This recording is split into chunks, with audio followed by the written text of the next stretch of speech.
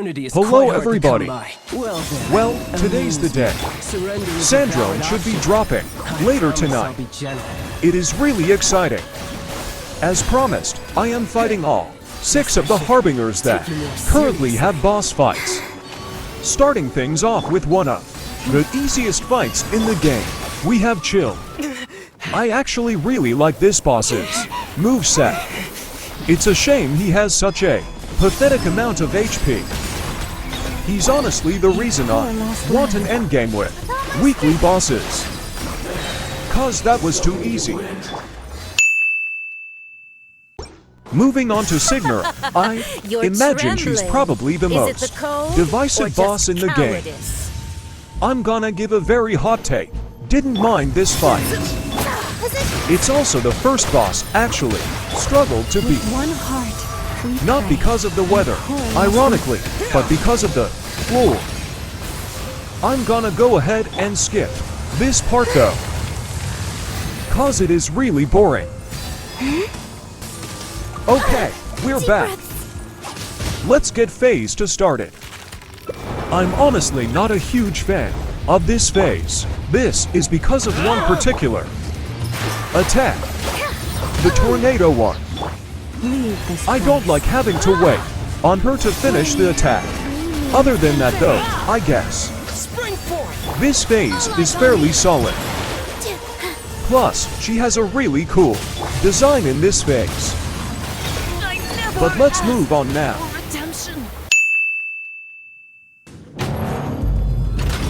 Bow before me, worm. Sorry, I didn't want to have to talk over that voice line. Anyway, I have very mixed feeling regarding this boss. On the one hand, I absolutely love the first phase and the gameplay behind it. At least I would if it lasted longer. But I really hate the second phase. It is just so boring. So instead of talking about it, I am gonna talk about the new HSR characters. So, here they are. I honestly don't know how to feel about them.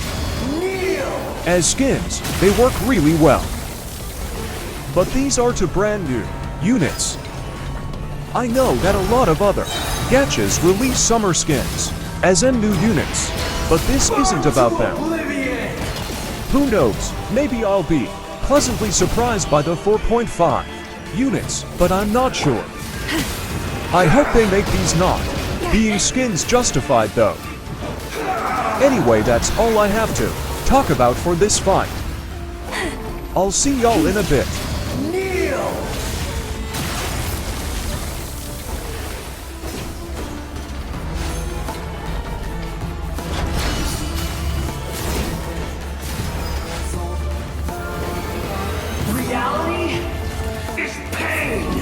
By the way, I am going to skip the turret phase for this way because this fight has gone on for long enough. Okay, we're almost over.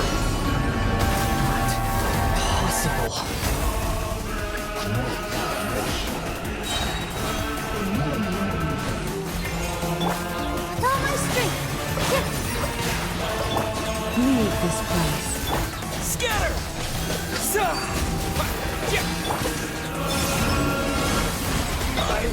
On to Arlecchino. Okay, so I wasn't a huge fan of this boss at first. Even have the courage to be but like the character in Nah, Pride, this fight has grown on me. It's not my favorite boss in the game, but it's still pretty enjoyable. Plus, I like how her boss moveset is actually similar to her kit's. I wish Child's kit was cool, like his boss was. Now one thing I will say, I really dislike the Phase 2 boss design. Something about it just doesn't sit right with me. Oh well. At least the phase is really fun.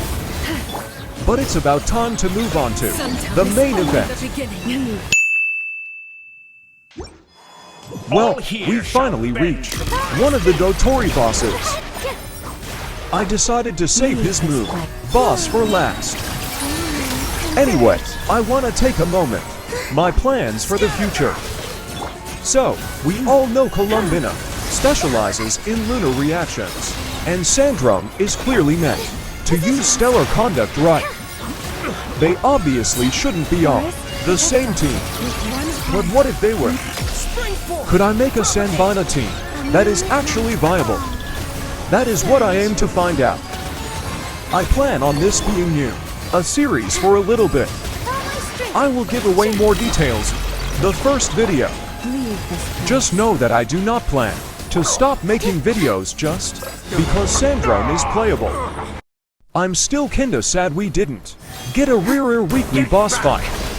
I remember it being such a cool fight, only for it to never be fully replayable again. Outside of Lowen's quest, I guess. But that's just the first phase, not the whole thing. Maybe they'll come back to it someday, but I don't really know. Narrative-wise, it wouldn't make that much sense. Anyway, let's wrap this boss up and move on to the final Dotori fight. Scatter! The new world that I've longed for. Well, we finally reached it. It started here 5.5 months ago. It ends here now. This is the final Dotori kill of the series. I decided to save this fight for last because it's the very fight Sandrone originally died in. I am really happy she was revived in the end. Thank goodness Sandrone did eventually end up playable. Can you imagine if she just didn't get released? Not even gonna lie, I probably would have stopped this series after 6.7. Especially since I still wouldn't know if she was actually alive or not. But she thankfully is. It is kinda bittersweet to see this series ending. But like I said, I'm also really happy that Sandrone is almost here.